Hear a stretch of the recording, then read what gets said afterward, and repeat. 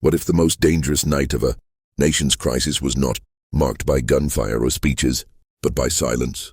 What if the real test of leadership happened not inside a palace, but on bare ground, among families who had lost everything? Before we begin, let me ask you something important. Where are you watching from right now? What country, what city, what corner of the world? Are you alone or watching with someone you care about? Leave a comment and tell me.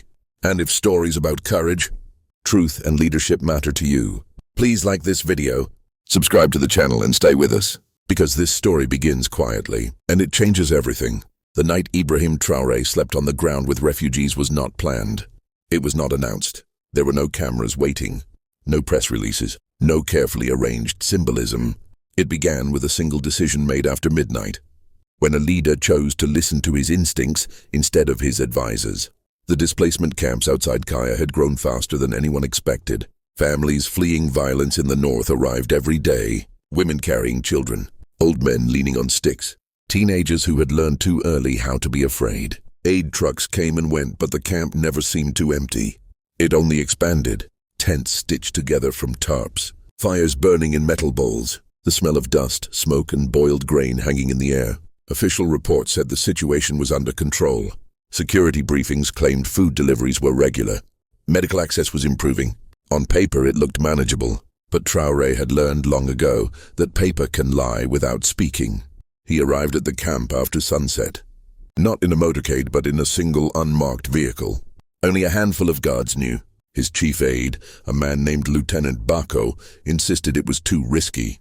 The roads were unsafe at night. The camp was unstable. Traoré listened, nodded, and went anyway. Bako had been with him for years, loyal, efficient, trusted. He handled logistics, schedules, transport. He knew where the president would be before anyone else did. That was why his calm objections carried weight. And that was why Traoré noticed something subtle in his voice that night. Not fear, not concern. Something closer to urgency. Inside the camp, the noise softened as word spread. People did not rush forward. They did not cheer. Many did not even recognize him at first. He walked slowly, shaking hands, stopping to listen. He asked simple questions. Where are you from? How long have you been here? Do your children eat every day? Some answered. Some cried. Some stared at him with a mix of disbelief and exhaustion. It was near a cluster of tents at the edge of the camp that he met the child. Her name was Aicha. She was 9 years old. Too thin, too quiet. She sat beside her younger brother, holding a piece of bread she had not yet eaten. When Traoré asked why, she said she was saving it for later in case there was no food tomorrow. That answer stayed with him. As night deepened, his security team urged him to leave. He refused. Instead, he asked for a blanket. Just one. He sat down on the ground near the families and leaned against a supply crate. He told the guards to step back, to blend in, to watch, but not hover. He slept there, on the ground, under the open sky, among refugees who had no homes to return to. That was when the truth began to surface. Traoré woke before dawn. The camp was quiet in that fragile way that exists only between fear and hope. Fires were low. Children slept curled against their mothers. He noticed movement near the storage area, too early for distribution. A truck idled without lights. He watched as men he did not recognize loaded sealed crates into the back. Not food crates, not medicine, marked boxes, export markings. One of the men laughed softly. Another checked his phone. Traoré did not react. He observed. He memorized faces. He noted timing. He saw Lieutenant Bako standing at a distance, speaking quietly to the driver. When Bako noticed Traoré watching, he smiled and raised a hand in greeting. Casual, confident. That smile confirmed the feeling Traoré had been carrying for weeks. Something was wrong. Back in the capital, Traoré said nothing. He did not accuse. He did not confront. He ordered no immediate changes. Instead, he asked for reports. Then asked for the same reports from a different department. Then from a third. He compared delivery manifests with distribution logs. He noticed patterns, missing items, delays blamed on weather or security that did not align with satellite data. He began staying up late, reading, listening, watching. At night, he replayed the image of Aicha holding her bread, saving it, just in case. He authorized discreet surveillance, not of the camp, of his own staff. Lieutenant Bako continued his duties flawlessly. Meetings, schedules, routes. He never raised suspicion. That was the danger. He was trusted by everyone. Even the guards trusted him. Traoré instructed intelligence officers to follow the trucks leaving the camps, not openly, from a distance, using unmarked vehicles, drones only when necessary. What they found was worse than he imagined. The trucks did not go to regional warehouses. They did not go to hospitals. They went to a private compound outside the city, a former agricultural facility now surrounded by new fencing. Armed men. Restricted access. Inside, aid supplies were being repackaged, labeled, sold across borders. Medicines, food, tents, even water purification tablets. All meant for displaced families. This was not simple theft. It was organized, profitable, protected, and it was being coordinated from inside the government. Traoré felt the weight of restraint. Every instinct told him to act immediately, to arrest, to expose, but he knew that removing one man would not dismantle a system. The network had roots, financial backers, external buyers, corrupt officers. He chose patience. He allowed the operation to continue under watch. Every transaction logged, every phone call recorded, every payment traced. He wanted the full picture. Meanwhile, the human cost deepened. In the camp, sickness spread. Supplies ran thin. Aid workers reported shortages, but were told to wait. Families rationed food. Aicha's brother fell ill. Fever, weakness. A doctor said it was treatable, with medicine that should have been available. Traoré visited the camp again, unannounced. This time he did not sleep. He listened. He watched mothers share half portions. He saw men argue quietly about whether to leave and risk the roads. Aicha recognized him. She stood and saluted the way she had seen soldiers do. He knelt and asked about her brother. She told him he was better today. She smiled, a small, careful smile. That night, Traoré made the final decision. The operation would end, completely, all at once. He coordinated with loyal units, carefully chosen. Men and women who had proven integrity over years, not speeches. He scheduled arrests for the same hour across multiple locations, warehouses, offices, border checkpoints, financial intermediaries. He did not inform his full cabinet, only those who needed to know. Lieutenant Bako was arrested at dawn. He did not resist. He looked surprised, then disappointed, not afraid. In interrogation, Bako spoke calmly. He admitted everything. He said it started as logistics optimization, then opportunity, then money. He claimed it was victimless, that aid always fell short anyway, that he was only redirecting surplus. Traoré listened without interruption. When Bako finished, Traoré asked one question: "Have you ever gone hungry?" Bako did not answer. The trials were public, evidence presented, bank records, testimony, video. The nation watched as trusted officials were exposed. Some wept, some denied, some confessed. The sentences were severe. No immunity, no exceptions. Rank did not matter. Uniforms did not protect. International observers praised the transparency. Some criticized the harshness. Traoré did not respond. Instead, he returned to the camp. This time, trucks arrived openly. Food, medicine, clean. Water, doctors, engineers, teachers. Systems were rebuilt. Oversight implemented. Independent audits. Community councils. Aicha's brother recovered fully. She returned to school inside the camp. One morning, she ran to Traoré and handed him a piece of bread. "I don't need to save it anymore," she said. That moment did not appear in headlines, but it mattered. Years later, people would still talk about the night Traoré slept on the ground. Some would say it was symbolic. Others would say it was reckless. But those who were there knew the truth. That night changed the balance between power and responsibility. It reminded a nation that leadership is not distance. It is proximity. It is the willingness to see suffering without filters, to listen without comfort, to act without ego. The reforms lasted.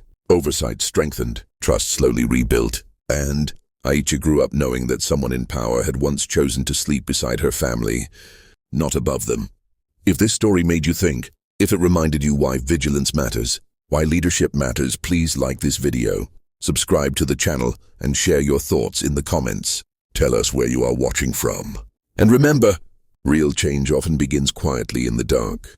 When someone chooses to stay instead of leaving, the story did not end with the arrests. In many ways, that was only the beginning.